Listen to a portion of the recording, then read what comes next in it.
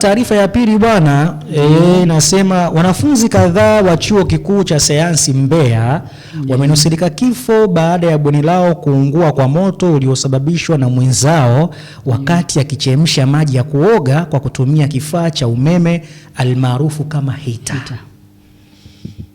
Wanafunzi wa Chuo cha Sayansi jijini Mbeya wamenusurika kufa kwa kifo cha kujisababishia wenyewe kwa mwanafunzi mwenzao kuchemsha maji kwa kutumia kifaa cha hita.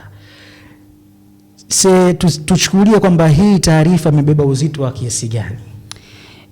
Ni taarifa ambayo kwanza inahuzunisha. Ndio. Lakini pia tunapata mafunzo juu ya wanafunzi hawa wana haja kubwa ya kuweza kuelimishwa. Sahihi kabisa. Namna ya kutumia hivi vifaa vya umeme. Hasa wanapokuwa wengi, unajua unakuta wapo mabweni. Bwana Kabuma vipi, labda tunapiga story 2-3, pasi kaiweka pembeni, kawasha pale, kashajisahau, wanapiga story zao. Huku kifaa kina hiti mwisho wa siku. Maana kuna maafa makubwa tumeziona shule mbalimbali zikiungua na zikileta madhara makubwa sana. Kwa kuna haja kubwa walimu waweze kuwaelimisha, kwa sababu mtoto kuadapti mazingira, unakuta mimi ni mgeni pia, kuadapti mazingira na ule uchangamfu na nini. Sawa kabisa. Kwa hiyo kuna haja kubwa ya walimu kuweza kuwafundisha na pia kuwa na msimamizi, kwa sababu lazima kuwa na msimamizi.